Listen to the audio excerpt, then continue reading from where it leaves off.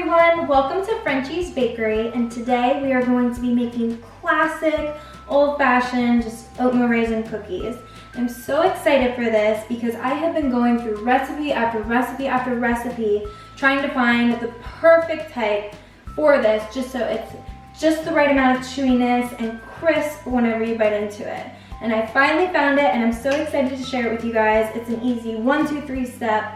And with Thanksgiving right around the corner, this is the perfect thing to bring to a family party for Thanksgiving, or even have at your own house, just sitting out on your table with the rest of the desserts. If you're going to a party, you can put it in a little holiday container like this. I got this at my local grocery store for like $2.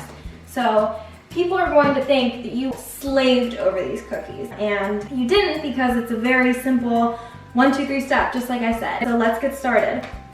You're only going to need a ½ cup of flour, and for the oats and raisins, the recipe calls for 1½ cups of oats, but I use 1 cup just because I like extra raisins, so I add more raisins.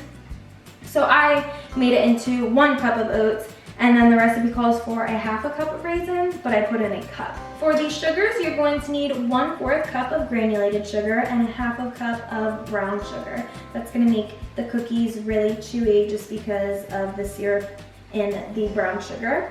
And then you're going to just need 1 large egg, 1 teaspoon of vanilla extract, the best quality, 6 tablespoons of unsalted butter, just because we're putting in our own amount of salt. So if you use salted butter, it's gonna be too much salt. So try and get unsalted butter, a ½ teaspoon of baking soda, and a ½ teaspoon of salt.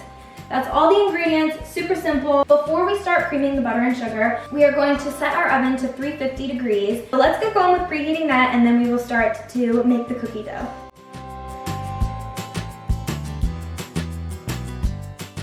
Now that we have the oven preheating, we are going to add all of the dry ingredients together and just whisk them together. I find that if you do not do this step, the baking soda, if you just add it into the cookie dough, it could just stay in one area, so half of your cookies will be perfect and the other half will be a complete mess. So I like to do this step. I just add it all together and then just give it a little whisk. And that's that, and you'll just set it aside. Now, the oats and the raisins are the dry ingredients, but I actually like to save these for the absolute last step. Once the cookie dough is all together, I like to add these in, just because I don't want the raisins in there the whole entire time. It's kind of like a chocolate chip cookie. If you were to put the chocolate chips in during the cookie dough process, the chocolate chips would break and it would just be not a pretty cookie. So I like to add these in last and just incorporate them within the last 15 seconds. Before you do anything else, I like to break apart the raisins just because they stick together and you don't want huge clumps of raisins in one part of the cookie and then not in the other. So just break them apart. Now onto the actual cookie dough part. We are going to cream together the butter and the sugar in a stand mixer. So we're just gonna put the 6 tablespoons of unsalted butter into the mixer along with the sugars. And we're just gonna cream them together so it is light and fluffy. This creaming mixture is not going to turn out the same as it would if it was just regular granulated sugar, because there is brown sugar in it. It's not gonna be as fluffy as it normally is, but it still is going to cream very beautifully.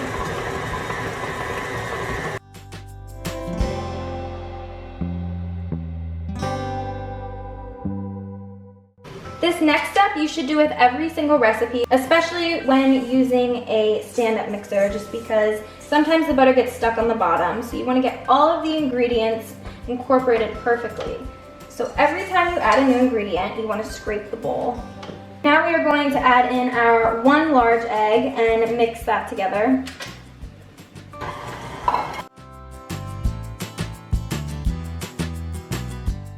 You can mix this cookie dough by hand. I do recommend an electric mixer, a handheld one, or a stand one, just so it creams well. But if you really want an arm workout, you can use a wooden spoon and do this by hand. Just make sure that you cream it all together.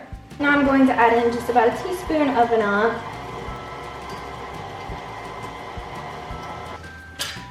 scrape down the bowl really quick. And add in our dry ingredients.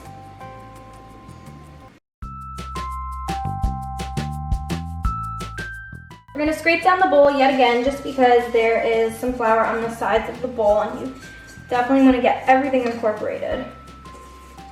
All right, our cookie dough has come together, so we are going to do the final step and add in the oats and the raisins.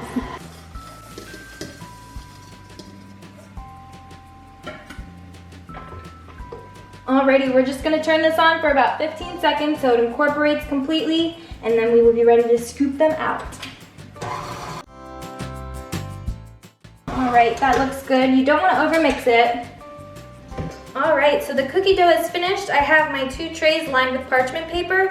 This should take up 2 trays just because it's roughly gonna make about 24 cookies. I have my cookie scoop here, just so the cookies stay the exact same size throughout the baking. I'm gonna finish lining these trays and we're gonna pop them in the oven.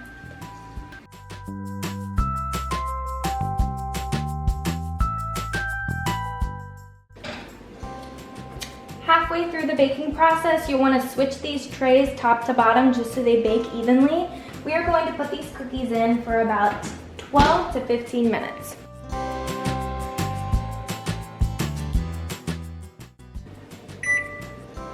Okay, so these cookies look beautiful. You want to put them on a cooling rack so they can cool completely. These have cooled completely.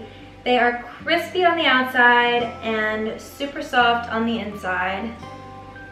I can't wait to bite into it. So here comes the taste test.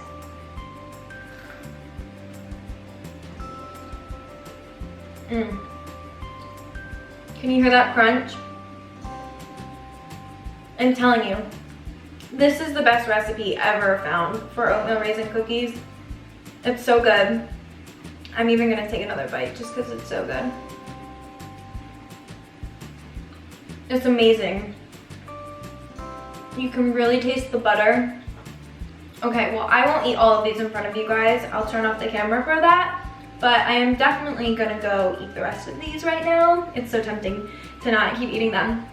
They're so good. Stop watching this video right now. Go in your kitchen and make these cookies. They are phenomenal. And you should totally have them for your Thanksgiving get together, family party, whatever. It is fall. These are perfect. You guys really need to try these like tonight. Just trust me on this. They are, voila, perfect, amazing. Thank you guys so much for watching. If you liked this video, make sure to subscribe, hit the like button, and come back for more fun baking videos. I can't wait to start this baking journey with all of you. I think it is going to be a lot of fun. We are going to do crazy fun stuff. I have a love for baking. I'm going to school for it right now. I work at a bakery. It is a huge bakery, so I have all the tips and tricks for all of you out there. I'm very excited for this journey and I can't wait to do it with all of you. I will see you guys next time. Have a good rest of your day and enjoy these cookies. Bye.